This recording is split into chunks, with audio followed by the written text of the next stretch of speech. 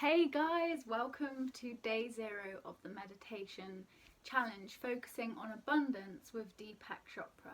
So very shortly from me you're going to get some information from the Deepak Chopra Center, but I just wanted to take this time to, as a yoga teacher, give you a little bit of tips on how to make the most of this challenge, because it will be a challenge. So the first thing I wanted to say is, how do we sit in meditation? What is meditation? How do we do it? And then going over the themes of what we're going to be covering in this course. So first thing, how do you sit? Now, there is a traditional way. I'm going to show you that traditional way, but be comfortable. So if you want to lie down, that's totally fine. Maybe you want to do it in the morning when you've woken up out of bed and you can just lie on your bed and do it. Totally fine. So I've got a coat here, but you could use a pillow, and I'm just going to sit on that and prop me up. So my knees are going down, and I'm sitting up nice and tall, shoulders back, and that's the meditation position. This is comfortable for me because I do yoga every day and I'm used to sitting in this way, but if it's not for you, don't. Then with your eyes, you can either keep them open or closed. At the moment, I really like meditating with a soft gaze, and I like meditating outside. That's my preference. Personally, I meditate in the morning before I've had breakfast, because then I know that I'm going to definitely do it, because that is my time, my safeguarded time, because if I do it later on in the day, I often find that the day passes and I get pulled in all different directions and it doesn't happen.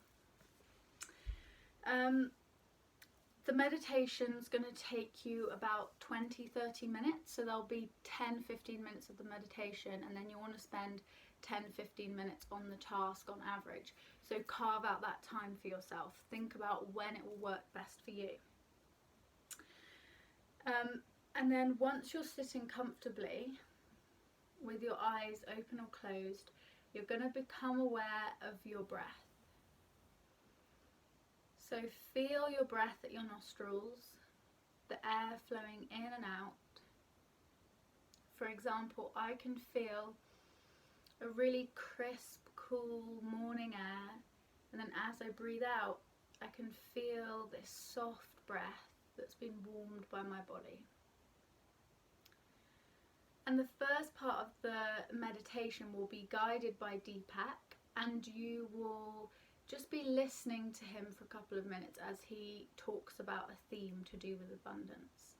So for that, you can just listen and be with your breath as you're listening. So often we listen with an intention to agree or disagree and respond. I do that myself all the time in conversations, but in your meditation, try and just listen to what he's saying without judging it in your head, without being like, oh yes, I agree, or no, I don't agree, this is so weird. The mind's gonna do that because it does it. So just go, oh yeah, my mind's not actually listening, I'm caught up in my own story, and then come back, listen to what he's saying, breathe, and then it will go into the guided meditation. And for this meditation, we're doing a mantra meditation. So there's many different styles of meditation. That's a really useful thing to bear in mind. So if this meditation challenge doesn't suit you, don't give up on meditation as a whole, because this is a very specific type, and there's much more simple types of meditation.